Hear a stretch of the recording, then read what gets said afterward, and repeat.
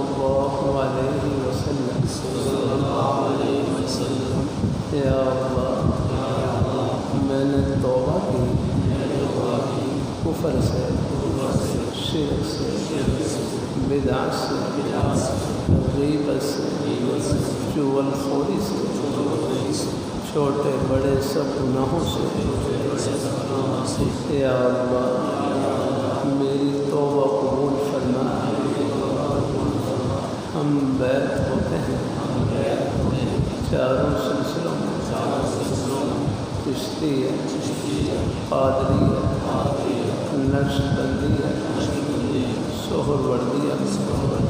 یا اللہ ان بزرگوں کی برکتیں نصیب فرما۔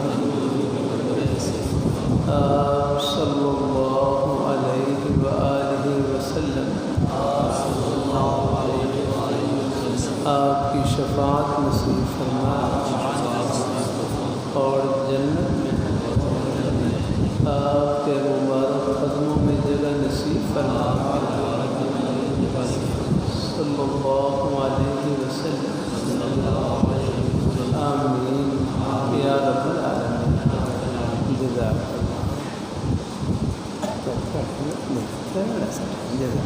بس تھوڑی سی اللہ خوش اللہ تعالیٰ قبول فرمایا۔ بس اس میں تعلق سے مقصود اللہ پاک کی ذات کو خوش کرنے کا اور ان کو راضی کرنے کا ایک عہد کرنا ہے۔ پھر جہاں تک ہو سکے 5 وقت کی نماز کی پابندی،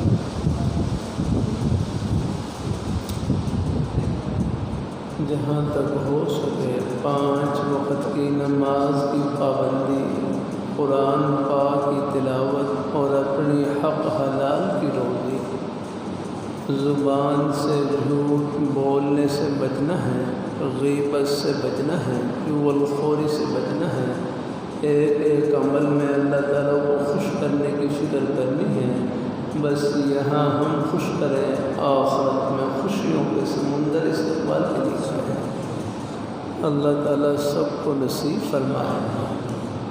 3 تسبیحات جتنا ہو سکے پڑھتے رہے کہ فجر کی نماز کے بعد یا فجر کی نماز سے پہلے تیسرا کلمہ طیبہ کی تسبیح پڑھ لیں۔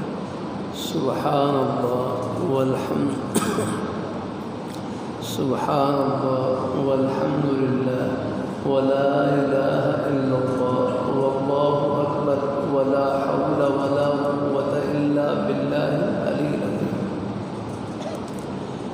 اور عصر کی نماز کے بعد استغفار پڑھ لیں۔ استغفر اللہ ربی من کل ذنب واتوب الیہ، استغفر اللہ العظیم، یا اتنا کہہ لیں استغفر اللہ استغفر اللہ۔ استغفار کے جو بھی نیک کلمات ہیں اس دھیان سے پڑھ لیں کہ یا اللہ ہم اپنی لغزشوں کی معافی چاہتے ہیں۔ اللہ پاک کی بارگاہ میں معافی مانگنا بہت پسند ہے۔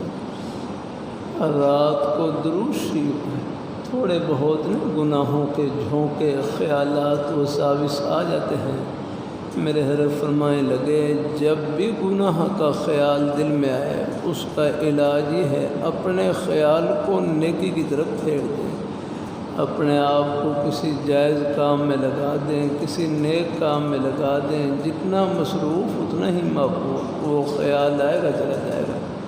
اب آپ دیکھ لیں ہم خیر کی بات کہنے سننے میں لگے ہوئے ہیں، اب اور کوئی خیال نہیں آ رہا، سب گھڑیاں اللہ تعالیٰ کی رحمت میں گزر رہی ہیں۔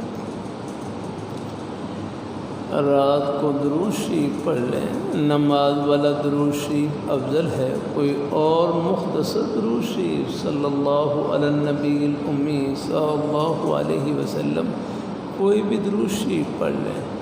یہ 3 تسبیحات 100 بار پڑھ لیں، ہمت ہو زیادہ، ورنہ 10 بار 20 بار تو پڑھ ہی لیں گے انشاءاللہ ہے۔ باقی راستے میں آتے جاتے اٹھتے بیٹھتے کوئی اور زبانی مصروفیت نہیں ہے تو تنہائی کا بہترین مشغلہ اللہ تعالیٰ کا ذکر ہے۔ سبحان اللہ الحمدللہ لا الہ الا اللہ اللہ اکبر لا حول ولا قوت الا باللہ، درود شریف، استغفار، قرآن پاک کی تلاوت، کوئی بھی نیک کلمہ زبان پر جاری رہے۔ بلکہ میرے حضرت فرمائے لگے یہ زبان کیا ہے؟ نیکیوں کی مشین ہے، اس سے ایک مرتبہ سب کہہ لیں سبحان اللہ، بمشکل 1 سیکنڈ لگا ہوگا، سب نے اللہ تعالیٰ کا پیارا نام لیا، سبحان اللہ کہا، یہ 1 سیکنڈ میں کتنی بڑی کمائی کی، یہ پوری دنیا کی دولتوں سے، خزانوں سے، شاہی محلات سے بڑھ کر کمائی کی ہے آپ نے۔ ہاں پھر فرمائے لگے کہ نیکی آخرت کا سکہ ہے، اس کی قدر و قیمت آخرت میں معلوم ہوگی، وہاں اندازہ ہوگا۔ ایک سبحان اللہ کی، الحمدللہ کی، نماز روزے کی، یہ دین کی بات محبت سے سننے کی، ہمارے بزرگ بھائی محبت سے تشریف لائے، ایک قدم کی کیا قدر و قیمت، یہ پردے آخرت میں اٹھیں گے۔ اللہ تعالیٰ سب کو نصیب فرمائے ہیں، اللہ تعالیٰ سب کو نصیب فرمائے، آمین آمین۔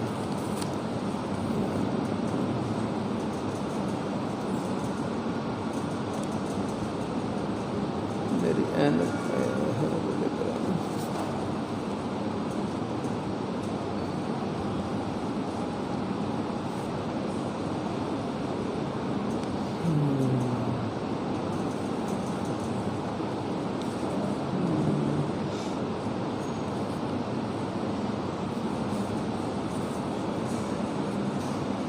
میری بیوی چلتے پھرتے ذکر کرتی رہتی ہے،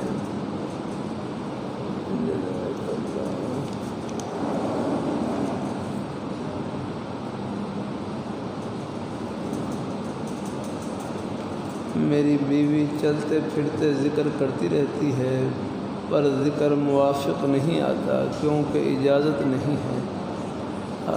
بس یہ ہے، اجازت کا طریقہ کیا ہے؟ بس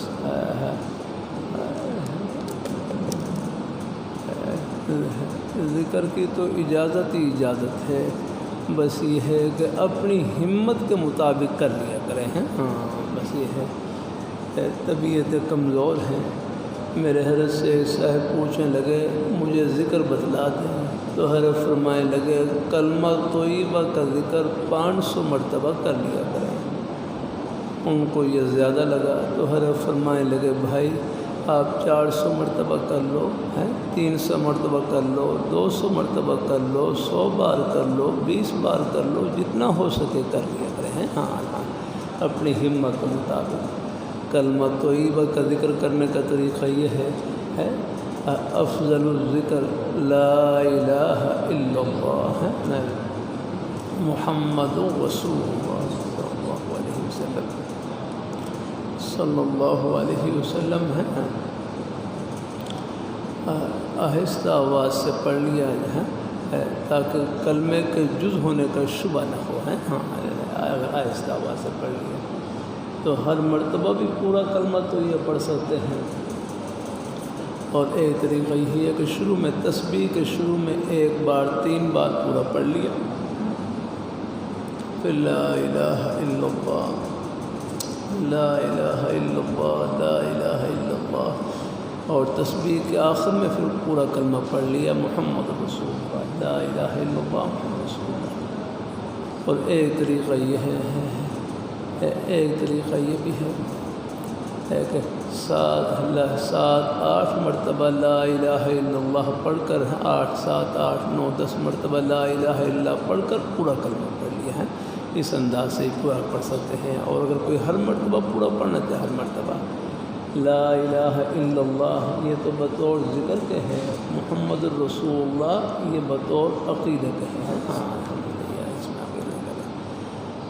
لا الہ الا اللہ محمد رسول اللہ صلی اللہ علیہ وسلم۔ تو بہرحال گھر والے ہیں اگر چلتے پھرتے ذکر کرتے ہیں تو ان کو اجازت ہے کر لیا کریں، بس اپنی ہمت کے مطابق کر لیا کریں، جتنی ہمت ہو اتنا کر لیں۔ طبیعت میں کوئی بوجھ محسوس ہو تو پھر ذرا مقدار میں کمی کر لیں ذرا ہے۔ ہاں دل کی اصلاح کے لیے کوئی وظیفہ بتلا دیں، بس دیکھو یہ نیک مجالس میں اٹھنے بیٹھنے سے بھی ہے دل کی اصلاح ہوتی رہتی ہے، خیر کے کلمات کان میں پڑھتے رہتے ہیں اور وہ ساتھ ساتھ دل کو دھوتے رہتے ہیں الحمدللہ۔ ہاں اللہ تعالیٰ اپنی بارگاہ میں سے ہر لمحے نیک مجالس میں اٹھنے بیٹھنے سے نیک صحبت سے رنگ چڑھتا ہے الحمدللہ۔ اللہ تعالیٰ اپنی بارگاہ میں قبول فرمائے۔ جیسے میں پھر کچھ باتیں ہیں، ہر لہوئی رحمۃ اللہ علیہ فرمانے لگے جسمانی بیماریوں کا احساس تو ہو جاتا ہے، اور روحانی بیماریوں کا احساس بھی عام طور پر فرمایا نہیں ہوتا۔ فرمایا نیک مجالس میں اٹھنے بیٹھنے سے اللہ ان کا احساس بھی عطا فرما دیتے ہیں اور اصلاح کی فکر بھی عطا فرما دیتے ہیں۔ ہاں اللہ تعالیٰ قبول فرمایا ہے۔ جیسے ایک بھائی کہنے لگے میرے اندر حسد کی بیماری ہے، جلنے کی بیماری ہے، بلکہ میرے حضرت سے صاحب پوچھنے لگے بعض ساتھی کام میں، پڑھنے پڑھانے میں، عہدہ اور منصب میں، کاروبار میں آگے بڑھ جاتے ہیں، ان کے کام کو دیکھ کر، ان کی ترقی کو دیکھ کر دل میں حسد محسوس ہوتا ہے، جلن محسوس ہوتی ہے، میں کیا کروں؟ تو اللہ والوں کے عجیب جملے فرمانے لگے حسد کی بیماری کا علاج یہ ہے، جلنے کی بیماری کا علاج یہ ہے کہ جن کے بارے میں حسد محسوس ہو، جلن محسوس ہو، نام لے کر ان کے حق میں دعائے خیر کریں۔ یا اللہ ان کے کام میں، ان کے پڑھنے پڑھانے میں، ان کے عہدہ اور منصب میں، ان کے کاروبار میں اور برکت عطا فرما۔ ہاں اگر آپ کی دعا ان کے حق میں قبول ہو گئی، کام وہ کرے گا، ثواب آپ کو ملے گا۔ کتنا بہترین نسخہ بتلا دیا اللہ تعالیٰ، اپنی مہربانی فرمائے اللہ تعالیٰ۔ ہاں دعا کے باوجود پھر بھی کوئی دل میں کوئی جلن محسوس ہو، چبھن محسوس ہو تو وہ غیر اختیاری ہے، وہ معاف ہے، لگے رہے۔ اللہ تعالیٰ ہے نیک مجالس میں اٹھنے بیٹھنے سے ہر صلاحیت اللہ تعالیٰ کی خوشی میں استعمال۔ اللہ تعالیٰ اپنی مہربانی نہ، ہمارے بزرگ ہیں بھائی، آپ زندگی کے جس شعبے کے اندر لگے ہوئے ہیں، بس زندگی کا ہر شعبہ یہ خدمت کا شعبہ ہے الحمدللہ۔ آپ دیکھ لیں بازار میں جتنی دکانیں ہیں، یہ ہمارے یہ سب کیا ہے، یہ ضرورت کی دکانیں ہیں۔ ابھی دکانیں کھلی، کچھ مارکیٹیں کھلی، کتنا رش، لوگ اپنی اپنی ضرورتوں کے لیے بیچارے پہنچے ہوئے اگر۔ اللہ تعالیٰ اپنی مہربانی ہمارے ٹریفک پولیس والے بھائی میں خال بیٹھے ہیں اپنے بھائی، دیکھو یہ ٹریفک کا نظام، اپنے بھائی وہاں پر چوک میں کھڑے ہوتے ہیں کہ نظام چلتا رہتا ہے۔ بعض دفعہ چوک میں بھائی نہ ہو تو وہ گاڑیوں میں کتنی مشکل پیش آتی ہے اگر۔ اللہ تعالیٰ ہر جگہ اللہ نے اپنے خوشی کے بہانے عرض کرتا رہتا ہوں، روزی کا کوئی بھی بہانہ، بس سچائی سے بھرا ہوا، امانت داری سے، اپنے حق حلال کی روزی سے، یہ بہانہ فرش پر نہیں جنت کے دروازے پر ہے۔ ہر جگہ اللہ نے اپنے خوشی کے بہانے بنا رکھے۔ اللہ سب کو قبول فرمائے۔ بچوں کو عالم بنانا چاہتا ہوں، اللہ اس نیک جذبے کو اللہ اپنی بارگاہ میں قبول فرمائے ہیں۔ اللہ نیک جذبے کو اللہ تعالیٰ قبول فرمائے۔ اللہ تعالیٰ ہے الحمد۔ دیکھو بچوں کو عالم بنائے ہیں اور ساتھ کرتا رکھتا ہوں، بس یہ قرآن پاک پڑھنے والے بچے، دین پڑھنے والے بچے، ان سے محبت رکھا کریں۔ عرض کر رہا تھا کہ فرمایا جو قرآن پاک پڑھنے والے، دین پڑھنے والے بچوں سے محبت رکھے گا، اللہ تعالیٰ ان کی نسلوں کو دین کی محبت سے بھر دیں گے۔ ہاں ایسی ہمارے بچے کوئی سکول کالج کے ماحول میں ہوں، وہاں بھی اللہ ان بیٹوں کو قبول فرمائے، وہ بھی ہمارے ہی اپنے بیٹے ہیں الحمدللہ۔ بس یہ ہے لہوئی رحمۃ اللہ علیہ فرمائے لگے بس تربیت نیک ہو، نیک و صحبت میسر ہو، پھر آگے منزل سب کی برابر ہے۔ اب آپ ہمارے بزرگ ہیں، بھائی ہیں، چاہے آپ دفتر میں ہوں، دکان میں ہوں، کھیتی باڑی میں، زندگی کے کسی شعبے میں ہوں، لیکن سب کے دل اللہ تعالیٰ کی محبت سے بھرے ہوئے الحمدللہ۔ ہاں اللہ تعالیٰ سب کو قبول فرمائے، اللہ تعالیٰ برکتوں سے بھر دے اللہ تعالیٰ۔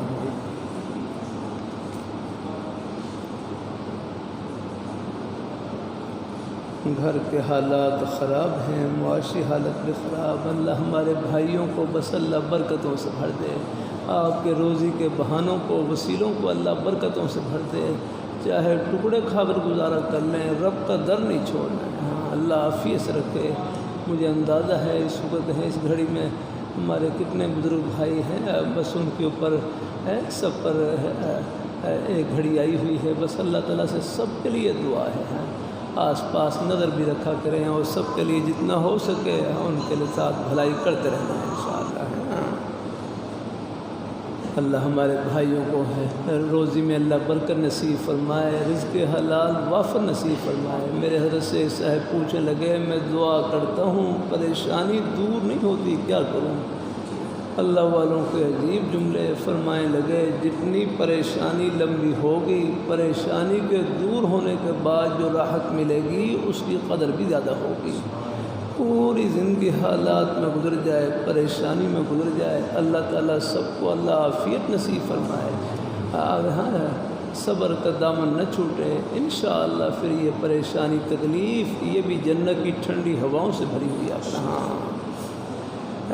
بس اللہ سے عافیت مانگتے ہیں، عافیت مانگتے ہیں۔ میرا کیا تھا میرے حضرت فرمائے لگے بندوں ہر مصیبت گناہ کی وجہ سے نہیں، آگے بہت سی مصیبتیں درجات کی بلندی کے لیے ہوتی ہیں، گناہوں پر جھاڑو پھیرنے کے لیے ہوتی ہیں، گناہوں سے پاک اور صاف کرنے کے لیے ہوتی ہیں۔ الحمدللہ بس رب کا در نہ چھوٹے ہیں، ان کی بارگاہ میں جھولی پھیلائے رکھنے ہیں۔ اللہ تعالیٰ سب کو قبول فرمائے اور عافیت سے رکھے۔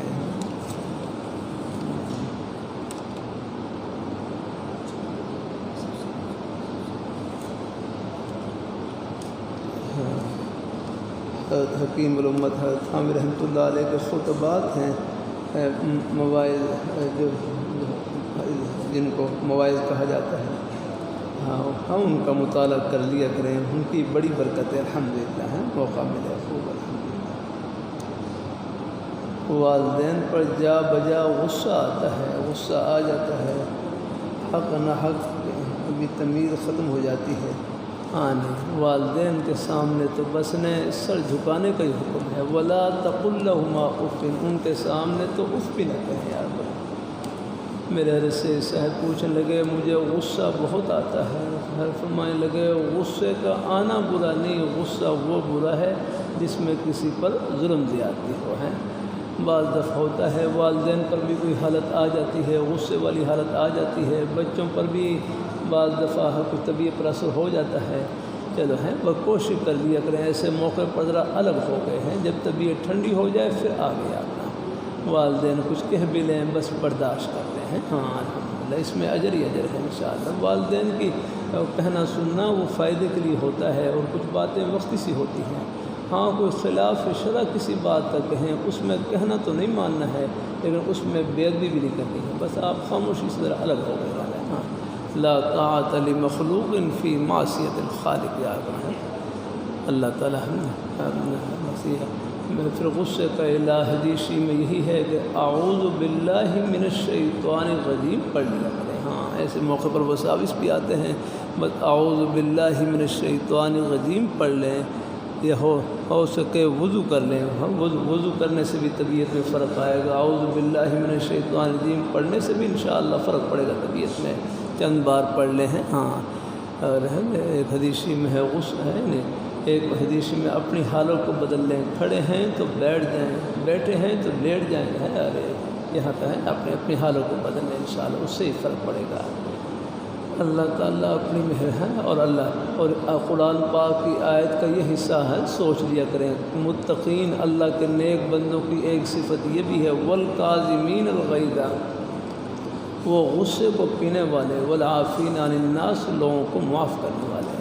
الحمدللہ اللہ تعالیٰ اپنی مہربانی فرمائے، اللہ ہمارے سب مہمانوں کو اللہ خوشیوں سے بھر دے، اللہ خوب برکتوں سے بھر دے، آمین آمین آمین، جزاک اللہ۔ عرض کرتا رہتا ہوں جھگڑے کا حل جھگڑا نہیں ہے، جھگڑے کا حل جھکنا ہے، اور جو اللہ تعالیٰ کے لیے جھکتا ہے وہ جھکتا نہیں، اللہ ان کا سر عرش لگا دیتے ہیں۔ الحمدللہ لہذا حاجی امداد اللہ مہاجر مکی رحمۃ اللہ علیہ فرمائے لگے اتفاق کی جڑ تواضع ہے، فرمایا کوئی تو اللہ کے لیے جھکا جاتا ہے۔ اللہ تعالیٰ سب کو قبول فرمائے، اللہ برکتوں سے، یا اللہ ہمارے سب مہمانوں کو اپنی بارگاہ میں قبول فرما، اپنی رضا اور خوشنودی سے مالا مال فرما، ہم سب کا خاتمہ بالخیر فرما۔ یا اللہ ہمارے مہمان بڑی محبت سے تشریف لاتے ہیں، جہاں جہاں سے بھی تشریف لائے، یا اللہ سب کو دنیا آخرت کی خوشیاں نصیب فرما، گھر والوں کو بچوں کو قبول فرما۔ یا اللہ ہمارے یا اللہ اس وقت یا اللہ پوری امت آزمائش میں ہے، یا اللہ سب کی مدد فرما، سب کی مدد فرما، سب کو عافیت نصیب فرما، ہدایت نصیب فرما، دین پر استقامت عطا فرما، اور سب کا خاتمہ بالخیر فرما برحمتک یا ارحم الراحمین۔